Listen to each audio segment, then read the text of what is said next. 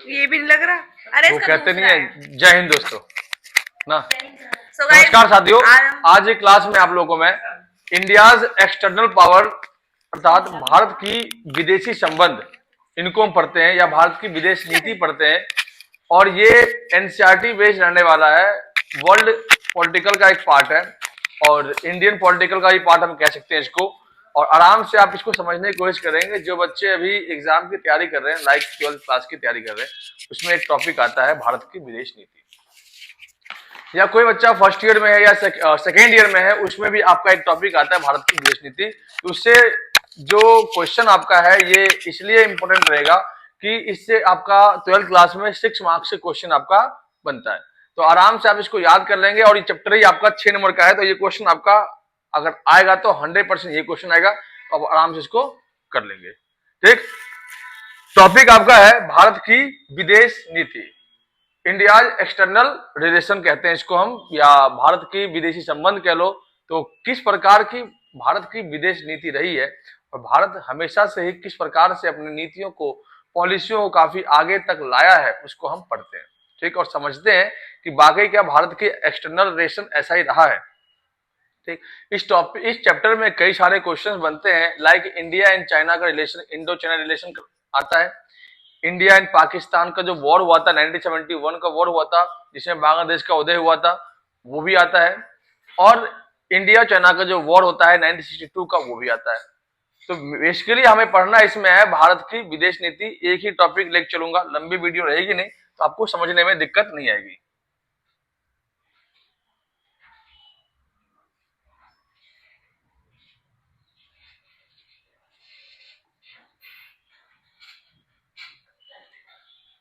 भारत की विदेश नीति।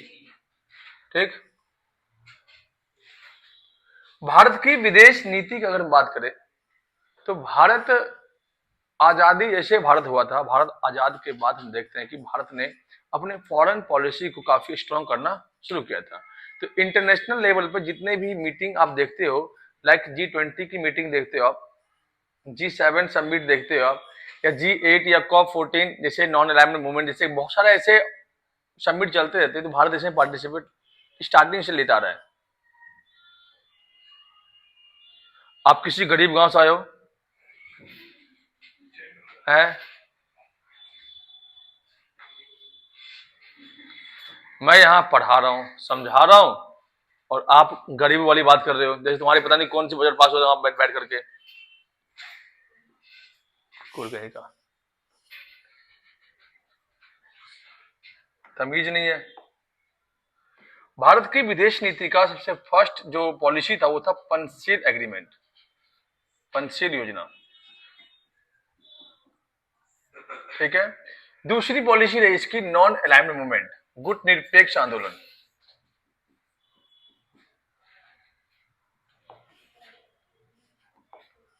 निरपेक्ष आंदोलन।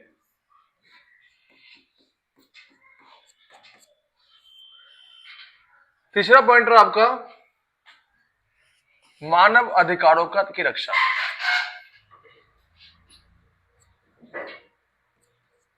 अधिकारों की रक्षा, यूएनओ का समर्थन,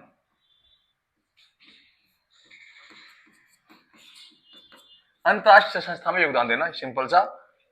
या लास्ट आपका परमाणु नीति, परमाणु नीति, न्यूक्लियर पॉलिसी। भारत की विदेश नीति क्या हो गया,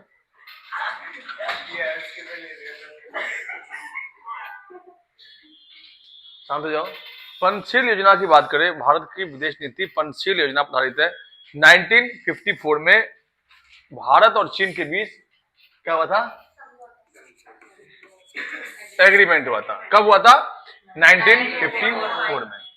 इस योजना को कहते हैं पंचशील योजना। इस योजना के बाद भारत और चीन के बीच जो दरारें थी, रिलेशनशिप काफी अच्छी होनी शुरू हो गई थी। यहाँ पे आओ,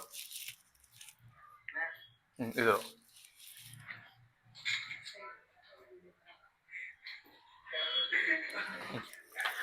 वो आपने कहावत सुनी होगी, ठीक, एक तो खुद अमावस्या की रात हो, ठीक। और उस रात में आप सफेद चांदनी लेके निकलते हो, ठीक। क्या कि सफेद चांदनी जो है ना, सफेद चांदनी वो दिखाना बंद कर लो, ठीक। नहीं तो पूरा घोर अंधेरा छा जाएगा, पूर्णिमा कभी दिखेगी नहीं आपको। पूर्णिमा होगी कोई। 1954 में इंडिया, अब सुन लो, 1954 में इंडिया और चाइना के बीच क्या हुआ था, पंचशील एग्रीमेंट हुआ था। इस योजना के, इस एग्रीमेंट के अकॉर्डिंग जो है 5 पॉलिसी दी गई थी। इंडिया और चाइना के बीच 5 एग्रीमेंट हुए थे। इस एग्रीमेंट में पहला एग्रीमेंट ये था कि इंडिया और चाइना एक दूसरे पर कभी अटैक नहीं करेंगे, पहली एग्रीमेंट पॉलिसी ये बनी थी। दूसरी पॉलिसी ये बनी थी कि इंडिया और चाइना एक दूसरे के इंटरनल में, इंटरनल अफेयर में कोई इंटरफेयर नहीं करेंगे। इंटरनल मामला होता है ना, जो आंतरिक मामला, देश के अंदर की पॉलिसी, जो अंदर की दिक्कतें होती है, उसमें इंडिया चाइना एक दूसरे के इंटरफेयर नहीं करेंगे। थर्ड पॉलिसी ये थी कि एक दूसरे के ट्रेड में प्रॉपर रूप से सहयोग देंगे। फोर्थ पॉलिसी ये थी कि दोनों विवाद के मुद्दों को बातचीत द्वारा बैठ कर करेंगे, ठीक। और सिक्स्थ पॉलिसी ये थी, 5 पॉलिसी ये थी कि भाई एक दूसरे के एकता अखंडता में विश्वास रखेंगे। ये प्रॉपर रूप से 5 एग्रीमेंट में, पॉलिसी में ये साइन करवाया गया था कि भैया ये एग्रीमेंट है, ठीक। तो ये एग्रीमेंट, इस एग्रीमेंट अकॉर्डिंग इंडिया जो है अपने एक्सटर्नल पॉलिसी को काफी स्ट्रॉन्ग किया। सेकेंड आता है आपका गुटनिरपेक्ष की नीति, ठीक। Non alignment movement. गुटनिरपेक्ष का मतलब होता है बिल्कुल तटस्थ रहना। तटस्थ का मतलब होता है ना तो आप पहले खेमे की बात करोगे, ना आप दूसरी खेमे की बात करोगे, क्योंकि जब दुनिया में शीत युद्ध का दौर चल रहा था तो दुनिया 2 खेमों में बटा हुआ था। पहली दुनिया कहते हैं अमेरिका को, ठीक। दूसरी दुनिया कहते हैं हम भारत, सोवियत संघ को। और तीसरी दुनिया आपके गुटनिरपेक्ष के देश। तो गुटनिरपेक्ष में शामिल जितने भी देश थे वो सब नए नए इंडिपेंडेंट हो रहे थे। इन कंट्रियों का मानना था कि भाई हम ना तो यूएस की पॉलिसी में इन्वॉल्व होंगे और ना हम यूएसएसआर के पॉलिसी में इन्वॉल्व होंगे। हम दोनों खेमों से अलग होकर के, दोनों सुपर पावर से अलग होकर के अपना एक अलग से क्या बनाएंगे, अलाइनमेंट बनाएंगे, जिसे कहते हैं गुटनिरपेक्ष आंदोलन। इसके लिए बताया था आपको 1955 में इंडोनेशिया के बांडुंग शहर में अफ्रो समिट आयोजित किया गया था। इस अफ्रो सम्मेलन में इस बात पर विशेष बल दिया गया था कि जल्द से जल्द जो है गुटनिरपेक्ष आंदोलन को आगे बढ़ाया जाए। जो चैप्टर फर्स्ट में आपको पढ़ाया था मैंने, कोल्ड वॉर वाले में। और ये लाया गया था कि प्रॉपर रूप से जो है एक पॉलिसी लाई जाएगी जिसके अकॉर्डिंग जो है अनडेवलप एंड डेवलप कंट्री जो है उनको आगे बढ़ाया जाएगा। और डेवलप जो कंट्री है उसके बीच जो खाई है, अमीर और गरीब देश के बीच जो खाइयां है, जो दरारें पड़ी हुई है, उसको कम करा जाएगा। 1961 में इसके लिए क्या हुआ था, एक सम्मेलन हुआ था गुटनिरपेक्ष, प्रथम बैठक हुई थी। कहां पे, यूगोस्लाविया की राजधानी बेलग्रेड में, ठीक। गुटनिरपेक्ष आंदोलन को आगे बढ़ाने में 5 देश के नेताओं का काफी अच्छा रोल रहा था। लाइक आपने पढ़ा था, एक तो आपके पंडित जवाहरलाल नेहरू भारत के थे, घाना के बॉम्बे एंड क्रोमा थे, ये नाम याद कर लेना, ठीक। इंडोनेशिया के डॉक्टर सुकर्नो साहब थे, और मिस्र के गमाल अब्दुल नासिर थे, और यूगोस्लाविया के जोसेफ ब्रोज टिटो थे। ये 5 देश के नेता का अहम योगदान था जो नॉन अलाइनमेंट पॉलिसी को आगे बढ़ाया था। आज भी नॉन अलाइनमेंट मूवमेंट है, क्योंकि आज भी दुनिया के 120 से 30 देश जो है नॉन अलाइनमेंट मूवमेंट का एक मेंबरशिप ले रखा है। एवरी 3 ईयर्स पे है जो है इसका समिट आयोजित होता है। अब तक लगभग 18-19 समिट हो चुका है। तो ये चीजें जो है काफी महत्व रखता है भारत की विदेश नीति को मजबूत करने में। ये सारे पॉइंट आपको लिखना पड़ेगा उठा उठा करके। फिर आता है आपका मानव अधिकारों की रक्षा। भारत जो है स्टार्टिंग से ही मानव के हितों की रक्षा करते रहा है। तो एक मानव के हितों की, ह्यूमन राइट्स को प्रोटेक्शन दिया है, क्योंकि यूएनओ की पॉलिसी 10 दिसंबर 1948 को पॉलिसी आई थी, UNHRC, United Nation Human Rights Corporation आई थी, ठीक। इसके अकॉर्डिंग जो है पूरे दुनिया में अंतरराष्ट्रीय स्तर पर मानव के हितों की रक्षा हुई थी, ह्यूमन राइट्स को प्रोटेक्ट किया गया था। भारत ने इस पॉलिसी को आगे बढ़ाने के लिए क्या किया, 1993 में क्या किया, स्टेट ह्यूमन राइट्स कॉर्पोरेशन लाया था, ठीक है। राष्ट्रीय मानव अधिकार आयोग, ठीक, नेशन ह्यूमन राइट्स कॉर्पोरेशन लाया था, 1993 में लाया था। और इस पॉलिसी अकॉर्डिंग जो भारत जो है अपने ही देश के अंदर मानव के हितों की रक्षा करता है, ठीक। कहने के लिए तो करता है लेकिन नहीं करता, अलग बात है। भारत के अंदर बहुत सारी चीजें ऐसी है जो केवल कहने के लिए है, बात बाकी। एक आपने सुना होगा, हाथी के दांत एक तो खाने के लिए होता है, एक दिखाने के लिए होता है। ऐसे हमारे भारत के अंदर भी एक कानून बनता है जो केवल दिखाने के लिए बनता है, और एक कानून बनता है जो केवल प्रॉपर फॉलो करने के लिए। और कानून व्यवस्थाएं केवल अमीर लोगों के लिए है, हमारे लिए कुछ कानून व्यवस्था नहीं है। आप आपके ऊपर कोई भी क्राइम होता है तो आप थाने का चक्कर काट काट के परेशान हो जाते हो, बट अमीरों के लिए सब कुछ नहीं है, पुलिस खुद ही घर पे आती है। तो बताइए साहब के लिए क्या किया जाए। तो ये चीज हमारे यहाँ पे इंडिया में तो आम बात है, समझ रहे हो। तो इसलिए थोड़ा सावधानी पूर्वक आप लोग पढ़ो लिखो और समझने की कोशिश करो कि भारत में जो चीजें बनती है वो चीजें ज्यादा दिन टिकती नहीं है। बस वो लिखित में जो पुस्तकें में लिखी हुई है वो लिखावट तक ही सीमित है। वास्तव में क्या सच है, क्या गलत है, क्या सही है, वो आपको पता है, हमें पता है। आज भारत की विदेश नीति पढ़ रहे हैं, ये सारी भारत की विदेश नीति है। मानव अधिकारों की बात करते हैं, मानव अधिकारों की रक्षा हो रही है। कहां पर मानव अधिकार रक्षा हो रही है? भारत के अंदर ऐसी ऐसी जगह जहां पे अभी भी ह्यूमन राइट्स प्रॉपर रूप से काम नहीं कर पा रही है। जैसे मणिपुर में इतना बड़ा कांड हो गया था, कोई गया था ह्यूमन राइट्स वाले, गए थे कि नहीं गए थे? क्या हुआ? कुछ हुआ नहीं हुआ। मणिपुर का आग जो है ठंडा पड़ गया। कश्मीर में अभी जो सरकार बनी है, अभी वहां की सरकार जो है आतंक मचा रखी है कश्मीर के अंदर। क्या हो रहा है? कुछ नहीं हो रहा है।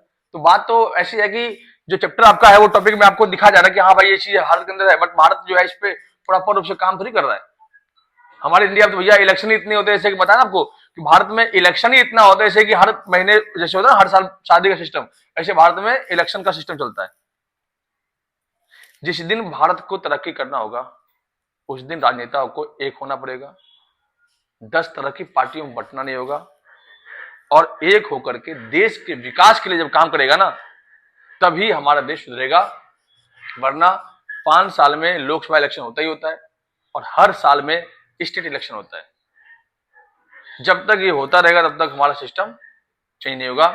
बस हमें दाल रोटी मिलती रहेगी, कभी कभी पनीर मिल जाएगा और कभी कभी चिकन मिल जाएगा, वो बहुत बड़ी बात है। बाकी तो कुछ मिलने वाला नहीं है। ध्यान रखना, आप लोग किसी बहम में जी रहे हो तो बहम में मत जियो, वो बहम आपका दूर नहीं, हकीकत में आ जाएगा सामने।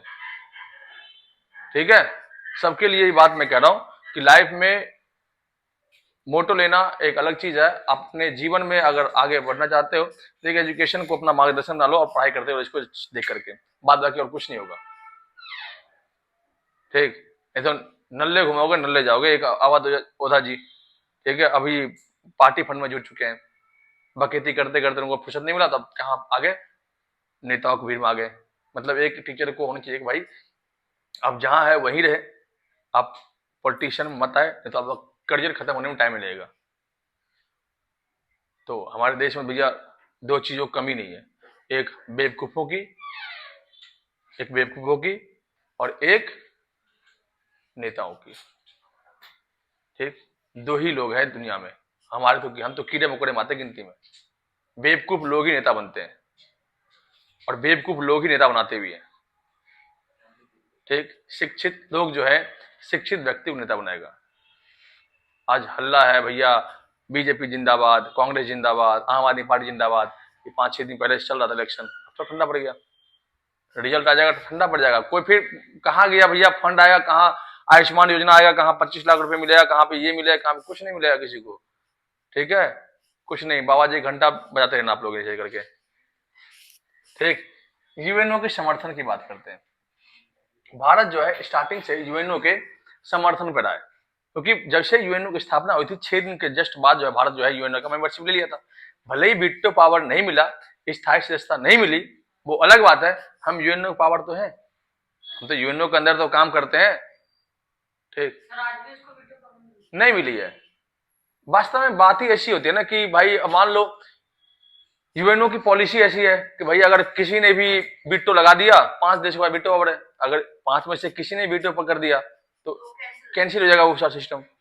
तो हम सदस्य तो है, सदस्य होते हुए भी सदस्य नहीं है, ऐसा सिस्टम बना हुआ है, और अस्थायी सदस्य है। समझ रहे हो? ठीक है, परमाणु नीति। अब आते हैं बेस्ट तरीके परमाणु नीति। भारत की न्यूक्लियर पॉलिसी जो है आई थी, इंडिया न्यूक्लियर बम बनाने में समर्थ नहीं था और भारत के पास इतना टेक्नोलॉजी डेवलप भी नहीं था कि भाई इंडिया जो है न्यूक्लियर बम को बना के एक्सपोज कर सके। ठीक, और जैसे न्यूक्लियर बम बनाने की बात आई 1962 में, जब चाइना से हम हार गए थे, तो हमें लगा कि भैया वाकई हमें जो है अपने आप को एक प्रकार से परमाणु क्षमता वाला देश बनाना चाहिए, क्योंकि 1965 में चाइना ने जो है अपना क्या बना लिया था, परमाणु बम बना लिया था। अब अमेरिका ने बना लिया, रशिया बना लिया, फ्रांस बना लिया, ब्रिटेन ने बना लिया, चाइना तक बना लिया, सब देशों ने बना लिया, तो हम ही क्यों रुक गए? तो हम रुक गए और जैसे हम बनाने वाले थे उसी टाइम क्या आ गया 1968 में एनपीटी आ गया। क्या आ गया? एनपीटी, परमाणु प्रसार संधि आ गया। परमाणु प्रसार संधि का मतलब था कि जो देश परमाणु बम बना लिया है वो बना रखे, आगे जाकर जो परमाणु बम कोई देश नहीं बनाएगा। अब जिसके पास नहीं है वो क्या करेगा? अब मान लो 10 तरह के खाने के सिस्टम बने हुए, जो पहले पहुंचे खा लिया और जो बाद में पहुंचा नहीं भैया, जो खा लिया अब पॉलिसी नहीं कर गया, जो नहीं खाया नहीं खाया, घर जाओ अपने अपने। ऐसा होगा? नहीं। भारत ने कहा हम साइन नहीं करेंगे, तुम्हें जो करना कर लो। तो भारत ने क्या किया 1974 में अपना पहला न्यूक्लियर पॉलिसी को न्यूक्लियर वेपन को एक्सपोज किया राजस्थान के पोखरण नामक स्थान में। खेतरी जिले में पोखरण नामक स्थान है, वहां उन्होंने क्या किया? अपना पहला परमाणु एक्सपोज किया था, मतलब परमाणु परीक्षण किया था। इसके बाद अमेरिका की नजर भारत पे, फिर 1998 में भारत ने दूसरा परमाणु एक्सपोज कर दिया। अब दुनिया को दिखा दिया भैया हम परमाणु संपन्न देश है। होमी जहांगीर भाभा जी जो है इसके जन्मदाता है, और डॉक्टर एपीजे अब्दुल कलाम को जो है इसके फादर ऑफ मिसाइल जिसे कहते हैं, उन्होंने काफी सहयोग दिया और काफी जो है हमारे ये हेल्पफुल रहा कि हम परमाणु बम को बना करके सक्षम हुए और अपने मिलिट्री बेस में अपने आप को स्ट्रॉन्ग किए। भारत की परमाणु पॉलिसी यही है कि भारत पर जब पहले अटैक कोई करेगा तब जाकर भारत इस पर अटैक करेगा, पहले अटैक नहीं करेगा भारत परमाणु। हाँ, पहले भारत पर अटैक करेगा तब जाकर भारत अटैक करेगा उसके ऊपर। ये तमाम चीजों को अगर देखोगे लगता है कि भारत की पॉलिसी जो काफी बेहतर बनाई गई है, लेकिन पॉलिसी जो है बेहतर तो है, लेकिन आज भारत जो है उसमें पॉलिसी में ढंग से काम नहीं कर पा रहा है। जिस प्रकार से पॉलिसी थी पंसिल एग्रीमेंट का, तो अगर तिब्बत पर अटैक कर दिया तो भाई चाइना जाता ना, हम क्यों जाते हैं? मतलब हेर फेर करके जितनी प्रॉब्लम आएगी इंडिया में घुसपैठ कर लो। बांग्लादेश में दिक्कत है तो इंडिया में आ जाओ, अफगानिस्तान में दिक्कत है तो इंडिया में आ जाओ, पाकिस्तान में दिक्कत है तो इंडिया में आ जाओ, नेपाल में दिक्कत है इंडिया में आ जाओ, श्रीलंका में दिक्कत है इंडिया में आ जाओ, म्यांमार में दिक्कत है इंडिया में आ जाओ, भूटान में दिक्कत है इंडिया में आ जाओ। अरे भैया दुनिया का हम क्या सर लेके बैठे हुए हैं इंडिया वाले हैं? धर्मशाला है, कोई भी आके आ गया, घुस गया, अब चला गया। तो ऐसे तो हुआ। अगर चाइना के मामले में इंटरफेयर नहीं करता इंडिया तो आज हमारी दुश्मनी नहीं होती इससे। भाई फिर भी तो इंटरफेयर तुम कितना कर लो, कब्जा तो कर लीजिए चाइना ने, उसे क्या हो गया? खाम तुम्हारी बेइज्जती होगी इंटरनेशनल लेवल पे, तुम हार गए युद्ध, वो स्थिति मैंने देखा नहीं गया। तो चीजें जो है काफी क्रिटिकल होती है। हमारे देश के लीडरशिप ही गलत है और हम ऐसे इंसान को लीडरशिप देते हैं जो मूर्खता से भरे हुए हैं। हमारे देश में ढंग से लीडरशिप, शास्त्री जी लीडर बढ़िया लीडर थे, एकदम सख्त लीडर थे, ऐसे लीडर लाओ। आज के टाइम में कोई लीडर ढंग का नहीं है, चाहे कोई विजयी वाला कह ले भैया मैं कट्टर हिंदू हूं, वो अलग बात है। कट्टर हिंदू जाता है, तुम्हें खाने के लिए कोई नहीं देगा, सिंपल सी बात है। ठीक। दूसरी बात, कांग्रेस के राहुल गांधी, वो तो और बेकार इंसान है। ठीक है, जब एक इंसान आलू से सोना निकाल सकता है वो कुछ भी कर सकता है, उसका क्या बोलेगा? पेपर डालो और पैसा ले जाओ, पैसा क्या देगा? ठीक। अब आम आदमी पार्टी तो सब तो छोटी मोटी पार्टी, और हमारे देश के अंदर एक बिहार के अंदर राजनीति देखो, हमारे नीतीश बाबूजी, ठीक, जेडीयू के नेता भांग पी के बकवाए रहते हैं और कहते हैं हम पॉलिटिशियन करते हैं, गांजा फूकते रहते हैं वो। ठीक। तो इंडिया की फॉरेन पॉलिसी तभी मजबूत होगी जब देश के नेता एक होंगे और जब हम बाहर की दुनिया को सोचेंगे। ठीक, दुनिया चांद पहुंच गई, दुनिया कहां पहुंच गई, और आज हम अपने ही घर में घुसने के तरस रहे हैं। ठीक। वीडियो पसंद आया आप लोगों को तो लाइक और शेयर करें, अपने दोस्तों को भेजें और समझने की कोशिश करें कि क्वेश्चन में बाकी कहता है 6 नंबर क्वेश्चन है, डाउटफुल रहेगा तो बता देगा। ठीक है, धन्यवाद।